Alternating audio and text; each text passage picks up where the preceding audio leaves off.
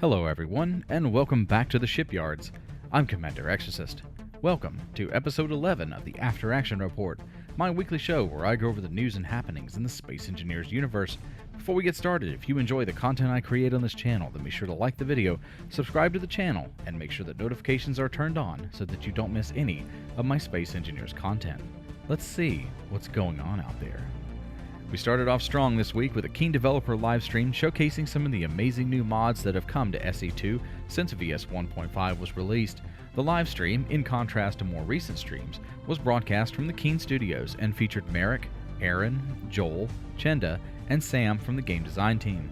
In the livestream, Merrick took time to speak directly about some of the stuff he's posted recently in the dev diary, reminding players of the upcoming meta game loop and progression opportunities through the new story campaign.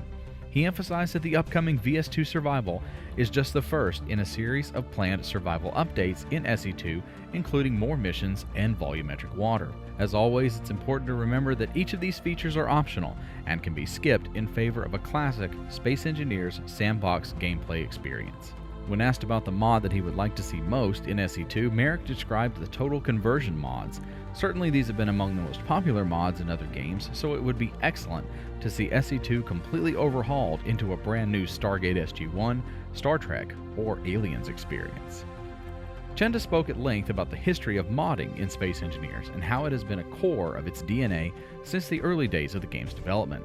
In contrast to SE1, the tools available for SE2 are the exact same tools being used by Keen to develop the game. So the hope from the community and the developers is many of the mods produced will be of equal or exceed the quality of stuff coming from Keen themselves.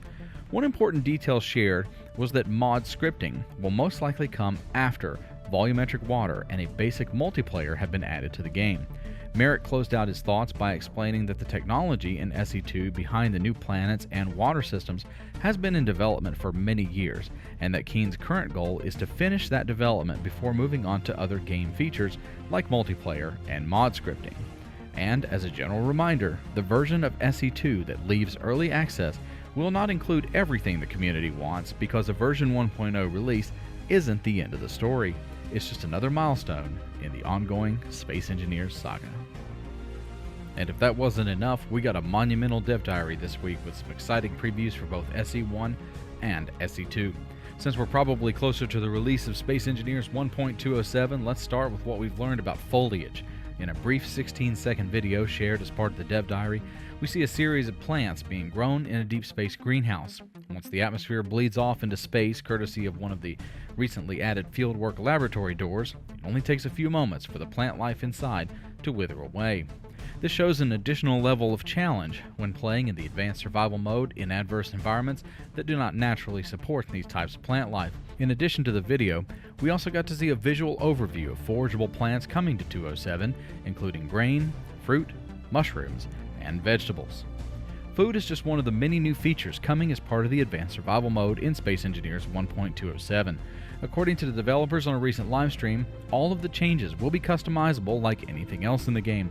Engineers can choose to play in the most hostile environments possible, or set up your survival environment like 1.207 doesn't even exist. In the world of Space Engineers 2, we got a fresh look at the on-foot perspective of upcoming planetary tech. A few still images show an engineer standing in various types of foliage. The incredible new detail and variety of plant life in contrast to SE1 is striking. Personally, I appreciate these types of planetary tech teasers, and I continue to hold out hope that the final product will look and perform as well as it's presented. Additionally, we got a look at a subtle but important change projected for the SE2 user interface. Two screenshots showcase full-color icons on the toolbar and the G menu. It's a neat addition that will be very beneficial when working with modded or special blocks that might have different color sets, or for helping me see the wrong blocks I've chosen for my project in glorious full color. And as always, you'll find a link to the latest dev diary entry in the description below.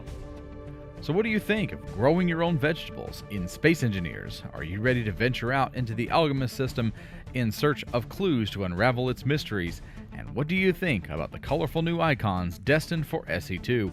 Let me know in the comments below, and I'll be back next week with more Space Engineers. Till then, I'm Commander Exorcist. Take care, fly safe, and I will see you out there.